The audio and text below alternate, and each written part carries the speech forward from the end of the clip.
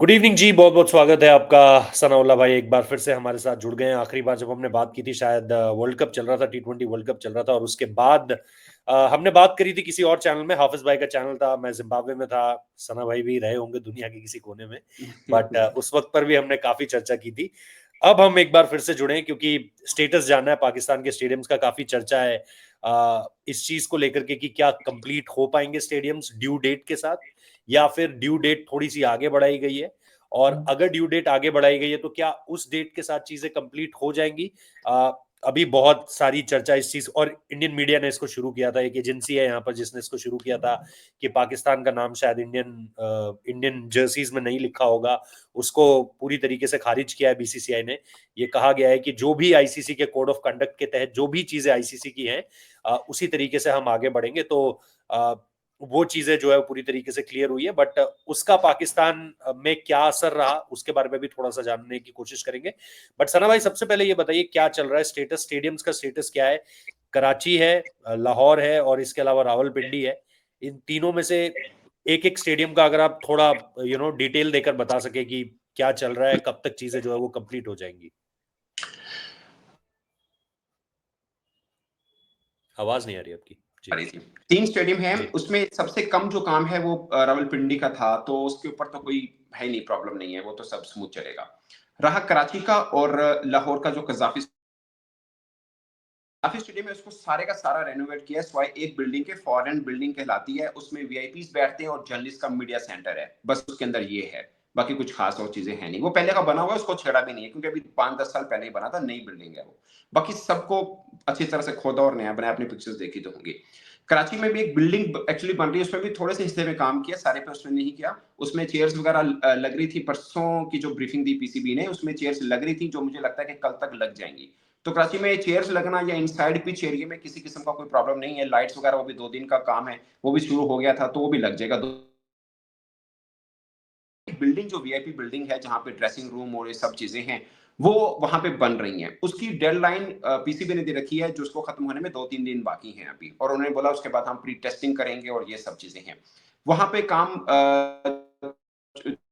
मैं खुद ऑफकोर्स कराची नहीं गया हूं, बट मैंने विजुअल्स देखे हैं जो हमारी टीम ने भी हमें भेजे हैं, तो मामला पहुंच चुका हुआ है। अब ये समझिए कि उन्होंने 27 की डेडलाइन दी है, तो अब 30 की समझ लीजिए कि 30 तक सब मुकम्मल हो जाएगा। बाकी फिनिशिंग वगैरह है, वो भी मुझे लगता है अगर बहुत डिले भी हुआ तो शायद एक आधा दिन ऊपर लेके जाना पड़े, तो वो हो।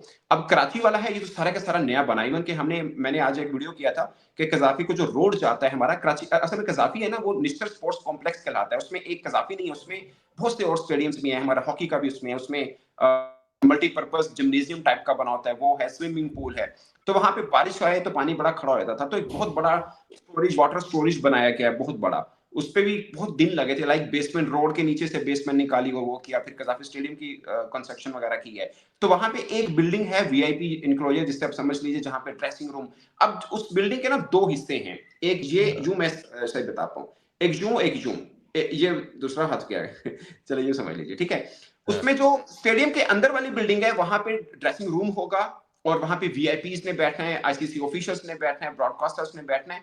वो सब तकरीबन आज से कुछ 10 दिन पहले का तैयार है, वो मसला नहीं है उसमें। वो फिनिशिंग वगैरह चल रही थी, मैंने 2-4 दिन अंदर नहीं गया हूँ, बाहर से कर रहा हूँ रिपोर्ट। वो मेरे ख्याल हो चुका होगा, उसका प्रॉब्लम नहीं है। अब जो बाहर रोड की तरफ सेम बिल्डिंग है, बट उसका दूसरा रुख रोड की तरफ है, बीच में एक ब्रिज है, पेडिस्ट्रियन ब्रिज टाइप का। वो बिल्डिंग बन रही थी, वो तकरीबन उसकी कंस्ट्रक्शन आज जाके रुकी है, बट कॉर्नर पे थोड़ी बहुत कंस्ट्रक्शन चल रही है, बट आज जाके रुकी है। अब बाहर आउटर के ऊपर एक शील्ड वगैरह लगाई जाती है बाहर, जिसे बोलते हैं, कभी मार्बल लगाते हैं कोई लोग, किस तरह हम शील्ड लगा रहे हैं उसके ऊपर। तो आज मैं देख रहा था, तकरीबन दोपहर 12 बजे की मैं बता रहा हूँ कि शील्ड लगना शुरू हो चुकी है। आप समझिए कि शायद कल तक वो आउटर सारे का सारा वो लग चुका होगा। शील्ड लगने का मतलब ये है कि बाहर बैरूनी दीवारों पर कंस्ट्रक्शन खत्म हो चुकी हुई है, तो वो हो गया। अब रह गया कि स्टेडियम के बिल्कुल गुलाई के अंदर बाहर मट्टी के ढेर पड़े हुए हैं, कहीं पे कंक्रीट के पड़े हैं, कहीं किसके पड़े हैं, वो सब इकट्ठे करने में 2-4 दिन आप समझ लीजिए कितने लग जाएंगे।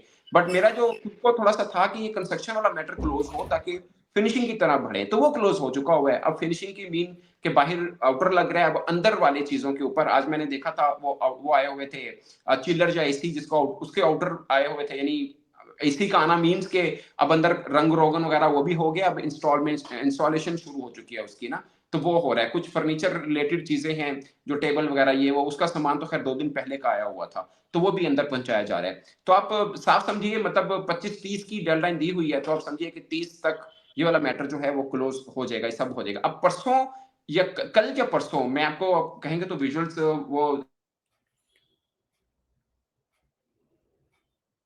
डिस्टर्ब हो रहा है। पीसीबी ने जितनी फ्लड लाइट्स लगाई हैं, 6 के 6 टावर हैं, और जो 2 नई स्क्रीन वगैरह लगाई हैं जिसमें रिप्ले और ये स्कोरिंग डिजिटल होती है, वो सब इंस्टॉल हो चुकी हैं।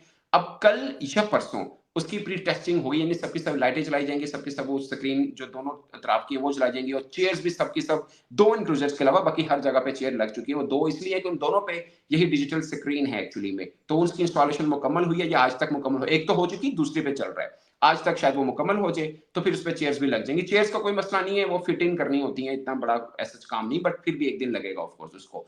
तो आप समझिए कि कल रात को या परसों रात को उसकी प्री टेस्टिंग होनी है। तो पिच वाला एरिया तो 100% सब तैयार है। बाकी मैंने वीआईपी बिल्डिंग के जो मैंने आपको बताई चीजें वो इस तरह से हैं। वो 4 स्टोरी बिल्डिंग है, उसके जो ऊपर के 2 जो बाहर वाली साइड के रोड वाली साइड के जो टॉप 2 स्टोरीज हैं, उसकी अंदर का जो काम है, जो इंटीरियर काम समझ लीजिए, वो शायद चैंपियंस ट्रॉफी के बाद करें, क्योंकि वहां पे पीसीबी के ऑफिस बनने हैं। वैसे तो वो 4 स्टोरीज हैं, चारों के चारों के ऊपर ऑफिस बनने हैं, तो ऐसा बहुत कंपलसरी नहीं है, ऑफकोर्स कंप्लीट तो करना है उनको। तो जो उसका अंदरूना काम है वो शायद चैंपियंस ट्रॉफी के बाद हो, बट मैच को, चैंपियंस ट्रॉफी को, स्टेडियम की तैयारी को, इस हवाले से सब ओके हो जाएगा टिल 30 या 31 जनवरी, आप समझ लीजिए। इसमें इसमें थोड़ा सा एक ये भी बात बताइए कि ये जो देरी हुई, मतलब क्योंकि डेडलाइन डेट्स अलग अलग आई, इसके जी। पीछे की वजह क्या थी? क्या क्या ये लगा कि मैं बहुत सारी चीजें सुन रहा था, कई बार ये भी बोला गया कि थोड़ा बारिश हुई है और बारिश होने की वजह से 8-10 दिन का काम हैम्पर हुआ है। हम्म, डेंस फॉग भी था, मतलब कोहरा भी इसकी एक वजह बताई जा रही है। लेकिन कोहरे को मैं ये समझता हूँ कि कोहरा तो हमको पता ही होता है जनरली कि जनवरी में होगा ही होगा कोहरा। चलो जी। बारिश उस पीरियड में आती है तो टाइम खराब करेगी, लेकिन हम्म, क्या क्या वजूहत रही जिसकी वजह से हम ये देख रहे थे कि एक अलग से अलग डेडलाइन डेट जा रही है? क्या पीसीबी को तोड़ने के बाद या वो जो स्ट्रक्चर गिरा दिया गया उसके बाद ये लगा कि शायद ये काम ज्यादा फैल गया है, जितना हमने सोचा था उस हमारी लिमिट से ज्यादा हो चुका है, या फिर कुछ और रीजंस आपको लगते हैं? क्या हुआ, इसकी इसकी वजह क्या रही? रोहित भाई, ऐसा नहीं है कि उन्होंने गिराने के बाद सोचा हो कि हम ये कर लेंगे। अब देखिए, स्टेडियम बनना है, कोई दीवार खड़ी नहीं करनी, स्टेडियम बनना है, तो उसके लिए आपको भी मालूम है, आपका अहमदाबाद स्टेडियम लगभग 2 बरस में बना, जो मैंने पेपर में पढ़ा, ऑफकोर्स में था नहीं। 6 माह आपके लगे पेपर वर्क के अंदर, उस स्टेडियम के सारे वो जो देखते हैं, मुशाहिदा करते हैं और सब चीजें, रिसर्च वगैरह, उसको 6 माह लगे। उसके बाद पहली इंटर रखी वहां पे, ये मैंने पढ़ा था कहीं पे, ठीक है। बट 2 साल लगे, बहुत दुनिया का सबसे बड़ा स्टेडियम है शायद वो, इसमें कोई हर्ज नहीं है, इतना टाइम लगना ही था उस पर। अब हमारे यहाँ सीन क्या था, आपको मालूम है कि हमने स्टेडियम बनाया क्यों है? सबसे बड़ा क्वेश्चन तो ये है ना कि स्टेडियम को रिकंस्ट्रक्ट या रेनोवेट किया क्यों है? क्योंकि आईसीसी की टीम आई, हमारे काफी लंबे टाइम पीरियड से तो हो नहीं रहा यहाँ पे इंटरनेशनल इवेंट जो है। उन्होंने 2-3 चीजों को कहा था कि इसको हमें रेनोवेट करना है। उसमें ड्रेसिंग रूम था, उसमें फ्लड लाइट्स थी, उसमें डिजिटल स्क्रीनिंग थी, उसमें एक दो छोटी मोटी चीजें थी जो शायद मतलब 1.5-2 माह में हो जानी चाहिए। बट हमने सोचा कि कोई एक बड़ा ऐसा स्टेडियम जिसकी कैपेसिटी भी बढ़ानी पड़े, लाइक चैंपियंस ट्रॉफी होनी है, तब तो हम ये अज्यूम कर रहे थे कि इंडिया की टीम भी आएगी, तो हमने बड़ा मेला सजाना है यहाँ पे। तो इसलिए उसको सारा रेनोवेट करने की जरूरत थी कि एक स्टेडियम हमारा फेस भी बने। अगरचे पहले भी अच्छा था, कजाफी हिस्टोरिकल स्टेडियम है, बट अब जाहिर है उसकी लुक जरा चेंज हुई है। तो टाइम पीरियड हमारे पास वही था जो आईसीसी ने हमें बोला कि ये चेंज करनी है, तो उसके बाद से शुरू होना है ना। हमें 1.5 माह पहले तो पता है कि चैंपियंस ट्रॉफी हम कर रहे हैं, वो आपके सामने सारा सीन जो गुजरा है।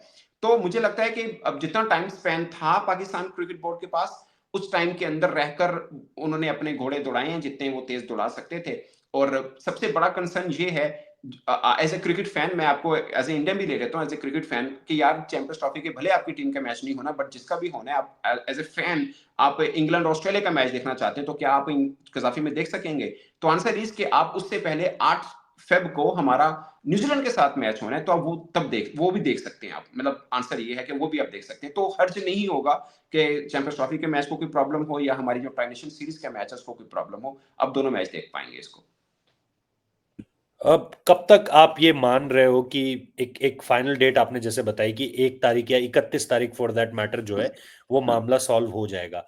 8 तारीख को जो है वो पहला मैच भी है, ट्राई नेशन, अगर मैं गलत नहीं हूँ, जी 8 तारीख को। जी जी, तो 8 को ही। इन इन इन सारी चीजों के बीच में ऐसा तो नहीं होगा सना भाई कि इधर स्टेडियम में काम भी चल रहा है, उधर मैच भी चल रहा है, कुछ इंटीरियर चीजें चल रही हैं, या फिर आपको लगता है नहीं पूरी तरीके से जो है वो सौंप दिया जाएगा आईसीसी को, नहीं बल्कि पीसीबी कम से कम उसे ऑपरेशनल कर देगा, और उसके बाद अगर 12 तारीख को आपको देना है आईसीसी को, क्योंकि जाहिर सी बात है उनकी भी होर्डिंग्स लगती हैं, आपने इतने वर्ल्ड कप्स आईसीसी टूर्नामेंट्स आपने इतने सारे बिल्कुल कवर किए बिल्कुल हुए हैं, बिल्कुल बिल्कुल। उनको भी आपको वक्त देना पड़ता है कि भाई आप अपनी तरफ से अब जो है वो स्टेडियम को ब्रांडिंग के हिसाब से, स्पॉन्सरशिप के हिसाब से, मार्केटिंग के हिसाब से तैयार कीजिए।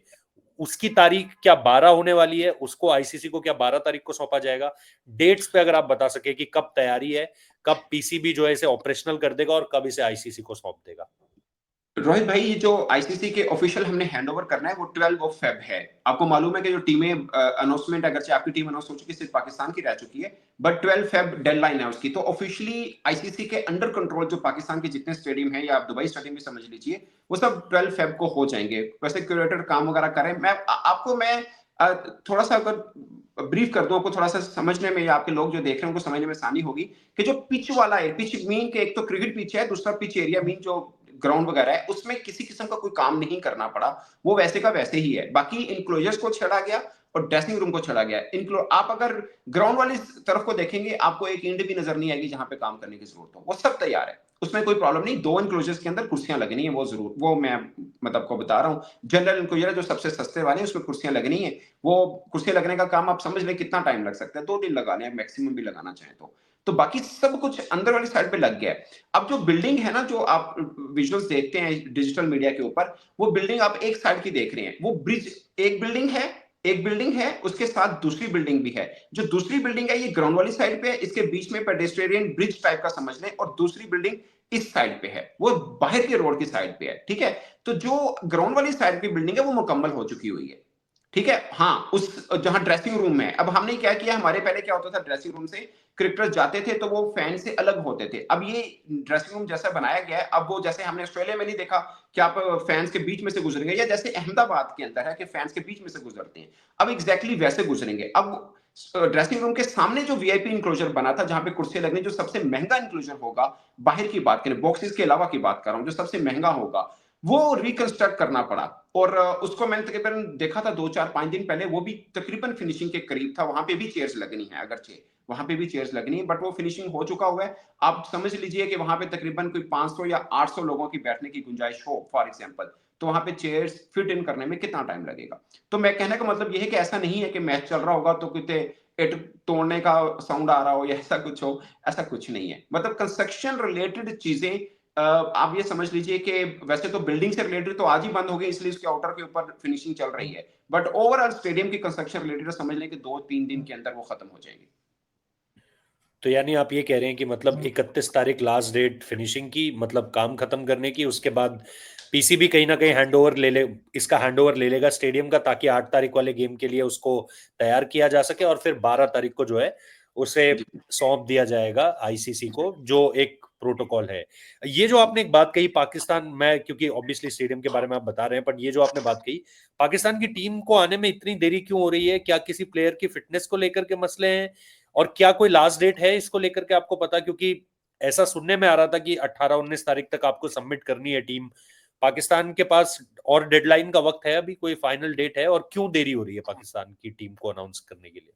देखिए, डेडलाइन तो सब टीमों के पास 12 फेब की है, उस तक आपकी हाँ टीम अनाउंस हो चुकी है, बट हाँ खुदा हाँ। ना खास्ता, गॉड फॉरबिड्स, अगर कोई इंजरी हो जाती है तो आप 12 तक तो जी चेंज कर सकते हैं ना, आप भी कर सकते हैं। जी जी तो जी जी। मतलब हम हमारे पास 12 फेब तक का टाइम है। अब हमारे लिए प्रॉब्लम ये था कि साइम का पता नहीं चल रहा, अदरवाइज साइम इंजर्ड ना होते तो शायद हम पहला देश होते जो टीम अनाउंस करता, क्योंकि हमें चेंज की हाँ जरूरत ही नहीं है, हमें तो कोई प्रॉब्लम हाँ था हाँ नहीं।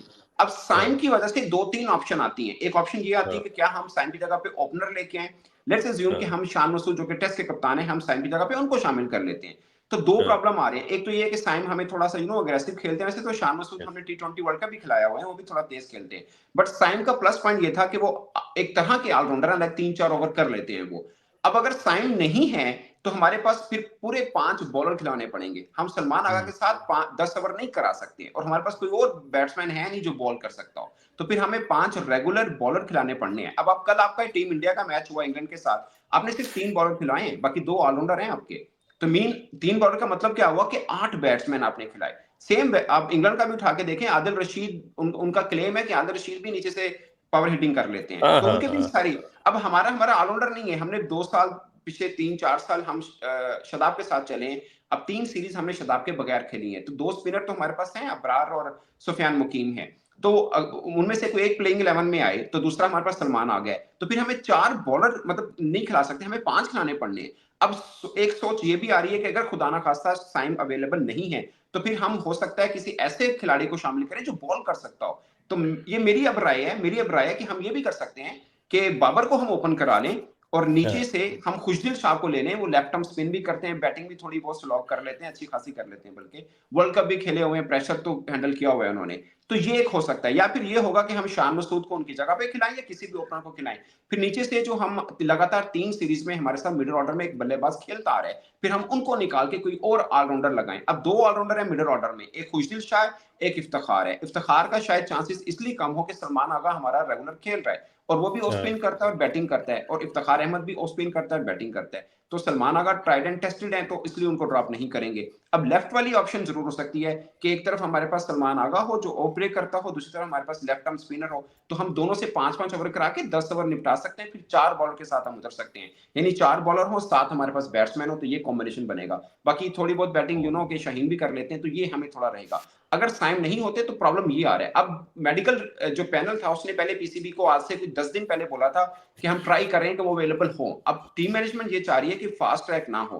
खासकर आकिब जुवैद इस चीज पे बिलीव करते हैं कि भाई फास्ट ट्रैक किसी क्रिकेटर का ना किया जाए, कोई फिट है तो रखें वरना इवेंट आते जाते रहते हैं। ये उनकी सोच है। उन्होंने शहीन हाँ। जब 2022 में हम खिला रहे थे, जबरदस्ती खिलाया, 70% फिट थे या 80% फिट थे, वो बोर्ड का हिस्सा नहीं थे, बट वो सबसे ज्यादा वो चीखे थे कि शहीन को मत खिलाएं अगर वो फिट नहीं है 100%, तो 80-90% भी क्यों खिलाना, 100% है तो खिलाए। वही हुआ कि शहीन फिर 1-1.5 साल उनकी फॉर्म रूठी रही। हमने हसन अली को ऐसा खिलाया, 2017 के बाद हसन अली फीके आए, अब तो वो टीम का हिस्सा भी नहीं है। तो हम्म। आकिब जुवैद का ये मंत्रा है कि फिट है तो खेलेगा, भले जितना मर्जी इंपॉर्टेंट है, अगर नहीं फिट तो 90% भी फिट नहीं चाहिए, हमें 100% फिट चाहिए।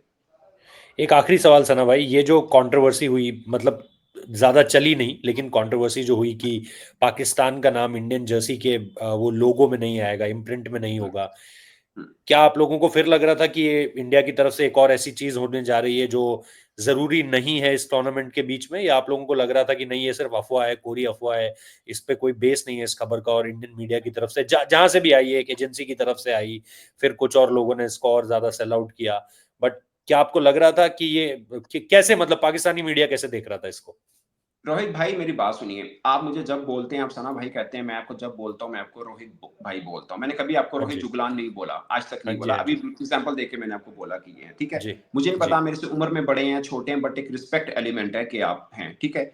या हम किसी भी वर्ल्ड कप में होते हैं तो हम आपस में बात करते हैं, कोई और देश का जर्नलिस्ट किसी से बात नहीं कर, हम नहीं करते, क्योंकि ना हमारी भाषा ना हमारी शक्ल, आप और मैं खड़े हों किसी दूसरे बंदे से पूछ ले पाकिस्तानी कौन है इंडियन कौन है, कोई नहीं प्रिडिक्ट कर सकता, ठीक है।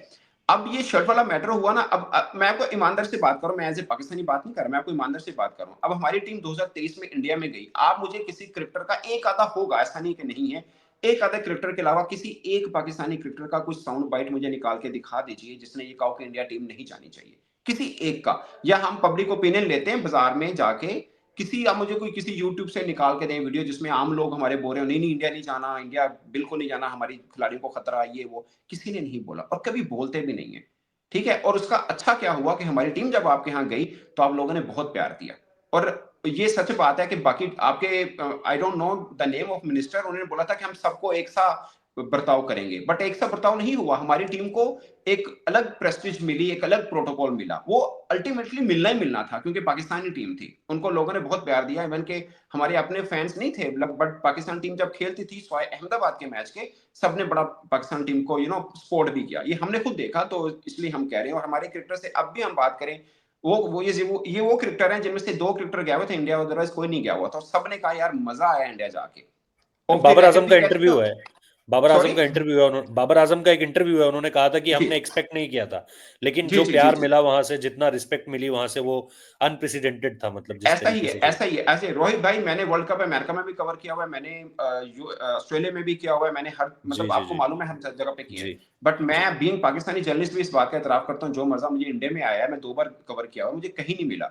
और मैं इसलिए, मुझे अब आपने मुझे, इस बीच में कितनी झड़पें चली हैं पाकिस्तानी इंडियन ब्लॉगर जर्नलिस्ट की, आप मुझे मेरा कोई एक लाइन निकाल के दिखा दीजिए जिससे मैंने इंडिया के बारे में कुछ चीज बुरी बोली हो। हाँ, इंडियन मीडिया पे हम भी तनकीद करते हैं, आप भी पाकिस्तानी मीडिया पे करते हैं, वो ठीक है, वो जायज है और वो बर्दाश्त भी दोनों करनी तरफ है चाहिए लोग, तनकीद। वैसे लोग दोनों दोनों तरफ तरफ है। हैं, दोनों तरफ, हाँ, और दोनों बुराई तरफ है। नहीं है। देखिए, आपको चीज पाकिस्तान क्रिकेट बोर्ड की बुरी लग सकती है, हमें बीसीसीआई की बुरी लग सकती है, but it should be BCCI and PCB, not Pakistan और इंडिया। ठीक है, इस तरह से होना चाहिए। अब एग्जैक्टली। आपको मजे की बताऊं, श्रीलंका में था मैं, और अब वो आ गया आपका जर्नलिस्ट, वो जो बड़ी शरारतें करता है, क्या नाम है, वैभव थोड़ा वैभव छोटा, वैभव वैभव भाई, वैभव। वैभव वैभव मुझे भाई। कह रहा है ये देखो, एक पाकिस्तानी जर्नलिस्ट है, ये इंडिया की शर्ट पहन के दिखाओ। मैंने कहा ला के दो, मैं भी पहनता हूँ। कहता कौन सी दूं? मैं कहा तू जो सी मर्जी की दे। उसने दी, हाँ, और व्लॉग कर रहा है साथ में मेरे। ठीक है, हाँ, मैंने उस हाँ, पहन दी। मैंने कहा यार तू कहेगा तो मैं पूरा दिन पहन के रखूंगा, तू कहेगा तो मैं जो अपना व्लॉग कर रहा हूँ यही शर्ट पहन के करूंगा, मुझे कोई प्रॉब्लम हाँ, नहीं है।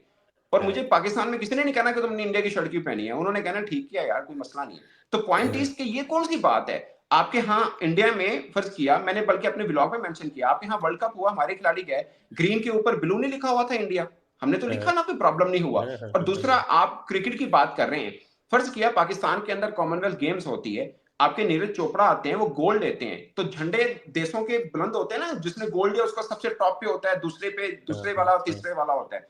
तो फर्ज हाँ, किया लाहौर में हो रहा है कॉमनवेल्थ गेम्स, आपका कोई खिलाड़ी अच्छा है, वो गोल्ड लेता है, तो उसका झंडा हमसे ऊपर जाएगा, लाहौर के अंदर इंडिया का हाँ, झंडा ऊपर जाएगा। हाँ, या हमारा हाँ। खिलाड़ी दिल्ली कॉमनवेल्थ गेम्स में गया था, अभी इनाम पेरिस में यही हुआ, पेरिस में यही हुआ। पेरिस में सर इनाम, बट हमारे यहाँ रेसलिंग में आपके दिल्ली गेम्स तो कॉमनवेल्थ गेम्स में थे, तो पाकिस्तान का झंडा उस वक्त इंडिया से ऊपर गया, दिल्ली में गया। तो ये तो स्पोर्ट्समैन स्पिरिट होती है ना भाई, जिस खिलाड़ी अच्छा खेला है वो उसका चला। तो ये स्पोर्ट्स की एक प्रोटोकॉल है जिसको नहीं तोड़ना चाहिए, मैं ज्यादातर पर ये समझता हूँ। फॉर एग्जाम्पल, आपके जयशंकर साहब 3 माह पहले आते हैं यहाँ पर, और जी। उनको कोई प्रॉब्लम नहीं है, तो इंडियन मीडिया अगर ये कह रहा है कि नहीं रोहित शर्मा को प्रॉब्लम हो, आपको भी पता है, मुझे भी पता है कि रोहित शर्मा को कोई प्रॉब्लम नहीं है, इवन मैं तो ये बिलीव करता हूँ टीम को कोई प्रॉब्लम नहीं होना था। और अगर रोहित शर्मा अकेले आ रहे हैं कराची, उनको क्या प्रॉब्लम होगा? आपको भी पता है, मुझे भी पता है, कोई प्रॉब्लम नहीं सिक्योरिटी का। ऐसा नहीं है 7 टीमें बेवकूफ हैं जो यहाँ पे आके खेलेंगी, उनको भी तो सिक्योरिटी हम दे रहे हैं ना।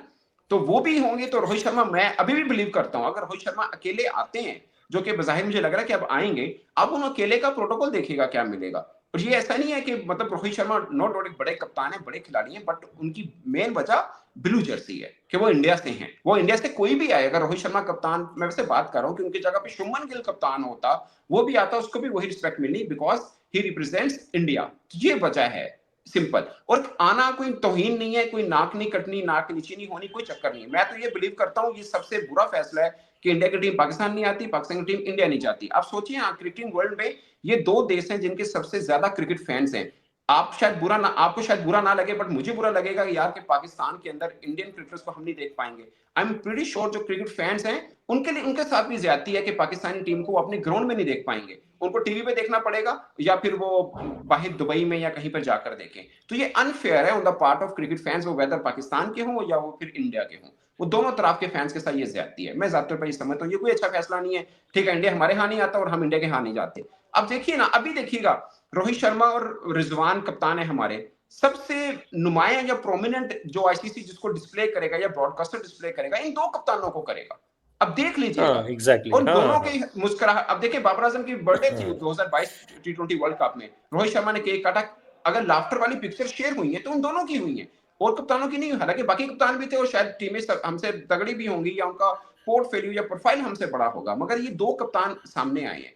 तो पॉइंट इज के भाई, ये जब मिलते हैं तो प्यार मोहब्बत बांटते हैं, तो फिर ये कौन पीछे ये चाहता है कि नहीं पाकिस्तान आए ना इंडिया हमारे पास आए। मैं वैसे न्यूट्रल न्यूट्रल बात कर रहा हूँ कि या तो ऐसा होना कि जब टीम खिलाड़ी भी मिले वो भी आपस में बातचीत ना करें, वहां तक बात पहुंच चुकी हो। ये भी नहीं आज नहीं, की दुनिया में, वो तो रोहित भाई माहौल ही आज बहुत की अलग है। दुनिया में, रोहित भाई आज की दुनिया में ये लोग हमें जो है ना पावर कंट्रीज, उनको बताया ना कि ऐसा चल रहा है, हम 2 देश आपस में इस तरह से रह रहे हैं, तो वो लोग हंसेंगे कि यार आज की दुनिया में भी ये लोग इस तरह से रह रहे हैं, वो चाहे मेरी वजह से हो या चाहे आपकी वजह से हो। तो मैं ये बिलीव करता हूँ, अब हमने दुनिया देखी, आपने भी दुनिया देखी है, हमारी सोच कम से कम थोड़ी चेंज जरूर होनी चाहिए उन लोगों से जो इस तरह से के एक अलग सोचते हैं, उनसे थोड़ा डिफरेंट जरूर होना चाहिए हमें। मैंने लंबा जवाब दिया, मैंने इसलिए दिया कि ये मेरे मन का क्वेश्चन था, इसलिए मैंने इसको जवाब जरा डिटेल से देना देना जरूर।